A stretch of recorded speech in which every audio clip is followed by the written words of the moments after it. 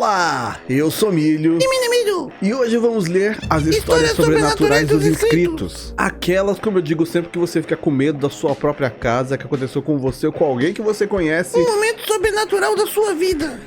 Então já deixa seu comentário, vamos pro vídeo.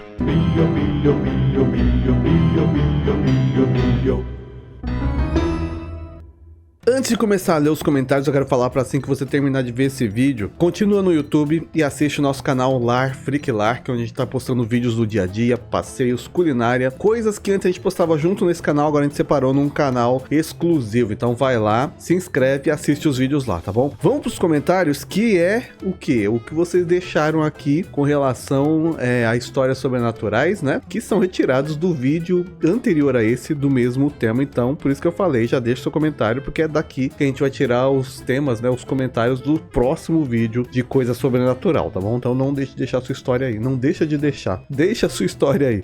Vamos lá, ó, essa aqui é a primeira. Oi, Mili Produção. Então, quando eu era criança, eu levantava certinho às 3 horas da madrugada, pois sentia os meus pés gelados ou o braço gelado. Quando eu acordava, que era alguém falecido que nunca vi na minha vida, querendo deixar recado para que eu avisasse os familiares que eles partiram e estavam bem. Que história é essa? Já começou com a história muito louca. Quer dizer que você acordava às 3 da madrugada, porque você sentia alguma parte do seu corpo gelado, e aí de repente tinha alguém querendo que você avisasse a família da... Eita, que história. Uma vez acordei, ó, com uma criança pulando na cama. Me assustei quando vi. Colocou criança na história de fantasma e o bicho pega. Mas ela só queria brincar e depois ficava chorando. Ela me disse a seguinte frase: a mamãe... Eita! Fiquei em choque. Depois ela sumiu e nunca mais vi aquela menina. Por favor, menina. Gente, que essa história é macabra. É curta, mas é macabra. Vamos pra segunda aqui, ó. Essa história da menina dos tapas já aconteceu comigo. Ah, que eu contei no outro vídeo, da menina que tomava tapa do fantasma. Eu era criança e a minha avó tava de namoro com um senhor que morava num sítio. A falecida esposa desse senhor tinha fama de ser um pouco ciumenta e minha avó já tinha namorado esse mesmo senhor da juventude. Acabaram que ficaram juntos um tempo depois de velhos também. Só sei que uma vez eu tava dormindo nesse bendito sítio e levei um tapão na testa. Abri os olhos, tudo escuro. Não via nada porque estavam todas as luzes apagadas. Fiquei morrendo de medo e acordei a minha avó pra contar tudo. Nunca mais esqueci isso. Observação, não foi o único momento estranho que tive nesse lugar. Gente, voltou histórias de fantasma batendo nas pessoas. Esse caso aí se vingou da pessoa errada. Mais um caso aqui, ó. Ei, Mili Produção e Gatinhos, um relato enorme. Vamos ver, se for muito longo a gente corta. Meu nome é Arthur, sempre acreditei no sobrenatural, tanto que hoje eu sou bruxo natural, similar ao Wicca. No entanto, em minha infância houve um acontecimento que sempre me intrigou. Para contá-lo, teria que fazer algumas voltas no tempo. Vamos lá. A parte da família da minha mãe nasceu no Vale do Jequitinhonha, uma região pobre interior de Minas Gerais. Meu avô era fazendeiro, tinha uma fama de ter sido uma pessoa bastante generosa para toda a vida, porém, como era uma pessoa influente e amigável, também era cercado de muita inveja. Segundo a minha mãe, em algumas encruzilhadas à noite, sempre apareciam objetos de feitiçaria deixados na porteira da fazenda na qual morou quando criança. Galinha preta, bonecos estranhos e objetos estranhos eram encontrados logo pela manhã. Defina bonecos estranhos. A minha mãe sempre foi uma pessoa com seu sentido bastante apurado. Ela sempre me relatou histórias de assombrações e jamais omitiu que acreditava no sobrenatural. Uma de suas experiências paranormais ocorreu quando ela já era adulta, 28 anos, e morava na capital com a avó e o irmão. Ela me contou que nesse dia estava em seu quarto, se preparando para dormir. Quando estava se encaminhando para desligar as luzes, ela observou que uma silhueta estava surgindo na sua frente e tomando uma forma bastante sombria. Ela ficou imóvel, não conseguia ter reação alguma diante do medo que sentia. Ela não conseguia gritar nem se mexer, apenas sentia medo. Aquela silhueta estava adquirindo uma forma, segundo a minha mãe se lembra. Suas roupas se assemelhavam às roupas medievais, com cabelo muito comprido, e o mais estranho, o rosto era completamente coberto por sombras, como se uma névoa negra ficasse cobrindo o rosto da entidade. A mulher encarava minha mãe. Apesar de não poder ver os olhos, era possível observar que aquilo a encarava. Aquele vulto começou a se mexer e andar em direção a ela. Naquele momento, o susto foi tão grande que a minha mãe recuperou o movimento, alcançou a porta. Devido ao medo, as suas pernas e mãos estavam tão fracas que ela não conseguia torcer a maçaneta para abrir a porta. Naquele instante, ela virou para verificar se aquela mulher ainda estava lá. Então ela percebeu que a entidade estava muito próxima dela e continuava a encará-la. Sem saber como reagir, o medo a venceu e ela perdeu a força nas pernas. Ela só não caiu porque estava segurando a maçaneta com as duas mãos. Ficou praticamente pendurada na porta. Gente, durante aquela situação ela só conseguia pedir a Jesus que ajudasse, chegando a um ponto em que ficou de olhos fechados pedindo ajuda. Quando abriu os olhos, a entidade foi lentamente desaparecendo. Segundo ela, um dos 20 ou 30 segundos mais longo que ela já passou. Mírio Minota, oi Mírio, o relato que eu vou contar ocorreu em 2011. O marido da minha tia faleceu em um acidente de carreta em novembro daquele ano. Dias depois, minha tia foi morar na casa da minha avó. Naquela época, eu e a minha mãe morávamos na casa da minha avó também. Teve uma madrugada que a minha tia começou a chorar. A minha mãe acordou com o choro dela e minha tia disse assim: o Flávio, marido dela, estava aqui. Ela repetiu isso várias vezes. Será que ela viu ele? Depois disso, a minha mãe sonhou que estava em um sítio com o Flávio e ele dizia para minha mãe cuidar da minha tia. Outra pessoa que viu o espírito do Flávio foi o meu primo. Ele estava tentando dormir quando viu o Flávio, que disse assim: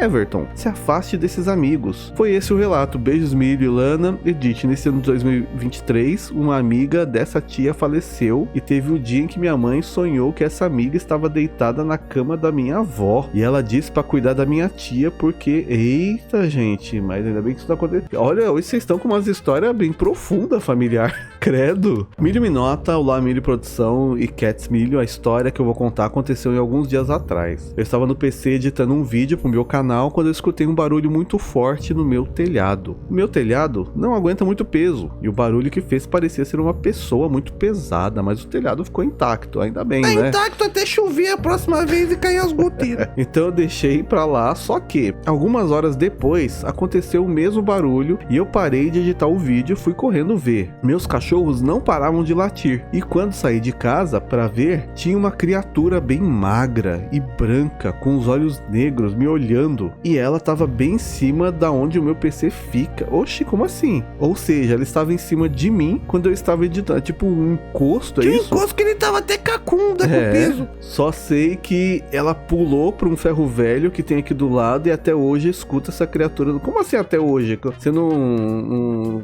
benzeu essa casa ainda? Tem duas opções, ou taca água benta ou taca fogo.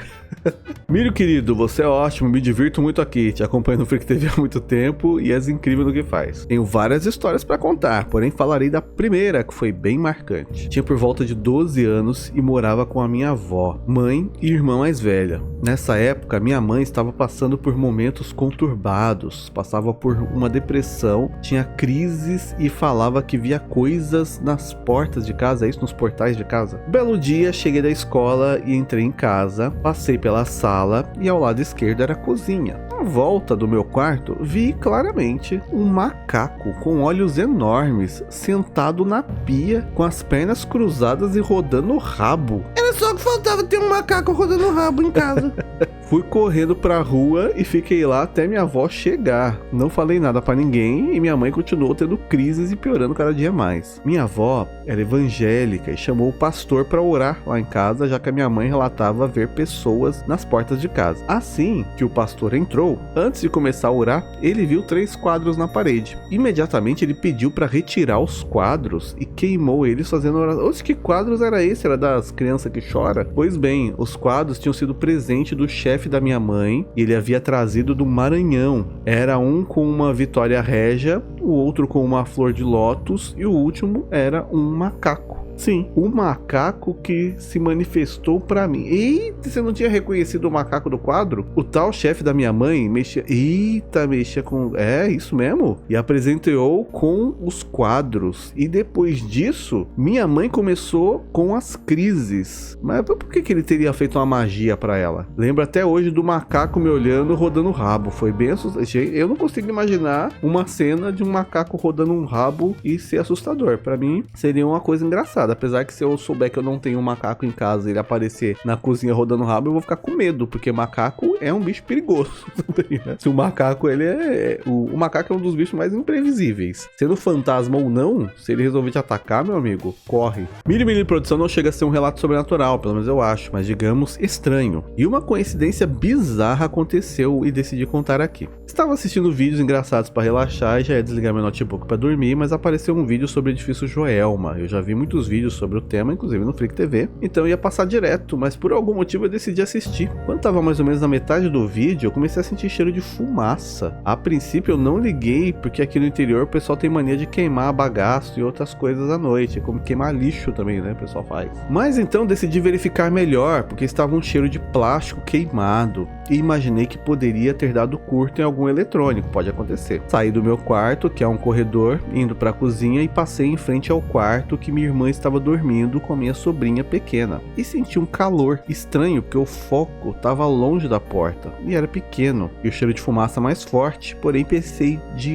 passei direto. Não pensei que o fogo era dentro de casa, para ir até a porta da cozinha e ver de onde vinha a fumaça. Quando eu virei para trás, eu notei o corredor esfumaçado, então eu voltei e fui olhar o quarto que estava minha irmã. Ainda bem que não tinha porta, é só uma cortina. Foi quando eu notei que estava pegando fogo em uma caixa que continha uma mala desse material duro. E acordei minha irmã, pedi para o meu filho trazer água e apagar o fogo. E como é que pegou fogo nesse negócio? Tem muita coisa espalhada por esse quarto, além de que o foco do incêndio estava muito próximo à cama e a minha irmã dormia profundamente, ou seja, se eu tivesse ido dormir, como era a minha intenção, e não assistido ao vídeo sobre o Joelma, poderia ter dado bem ruim, porque eu tenho um olfato muito sensível, e mesmo assim, quando eu percebi o cheiro, o fogo já tinha causado um buraco no material da mala que continha tecido dentro. Mas como é que a mala pegou fogo por dentro, gente? E teria incendiado muito rápido. Só tinha tecido nessa mala? Só posso dizer que foi uma coincidência bem bizarra. Ah, o que causou o fogo foi um incenso desses para matar pernilongo. Minha irmã colocou na caixa de papelão e deve ter caído o braço. Ah, agora vai. Então não pegou fogo de dentro pra fora, né? Tava achando já que era um fantasma incendiário.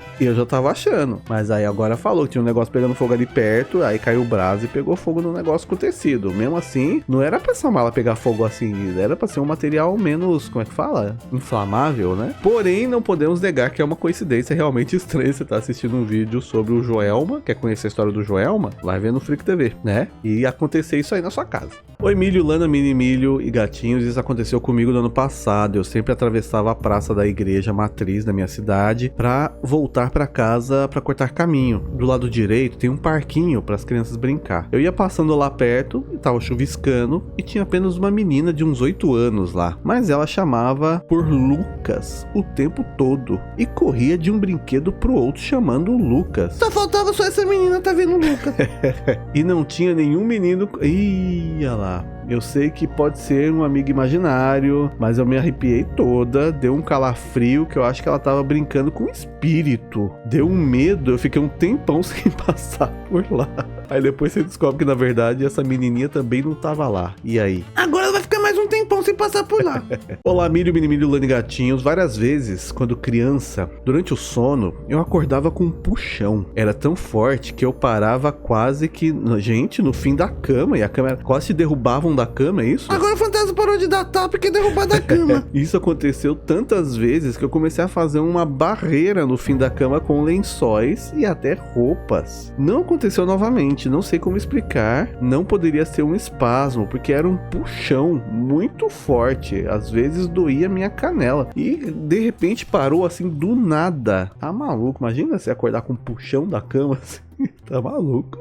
Agora, além de cobrir o pé quando dorme, tem que se acorrentar na cama também. Essa história de tapas de noite aconteceu comigo, ó. Mais uma que apanha de fantasma aqui, ó. Fui dormir na casa nova de uma amiga em Botucatu. Dormi no sofá, cama da sala. Sofá, cama da sala. Tomei 2 tapas no rosto. Olhei e não vi nada. Eu fingi que voltava a dormir. De repente, um bracinho preto surgiu debaixo do sofá. Peguei o braço e puxei. Era um gato preto que entrava pela janela do banheiro só de noite. Era dos antigos donos. Coloquei ele no sofá e dormi no chão. Menos mal, né? Pelo menos cuidou do gatinho. Olha, é melhor do que apanhar de fantasma, né? Pelo menos é um gatinho fazendo assim, ó. E com essa a gente encerra esse vídeo. Eu espero que você tenha gostado, já tenha deixado o seu like e a sua história aqui também. Se eu não li ela aqui, as pessoas vão ler, vão deixar os joinhas, né, nos comentários. E também você pode já colocar esse mesmo comentário no próximo vídeo para dar chance da gente ler, tá bom? Até o próximo vídeo. E tchau!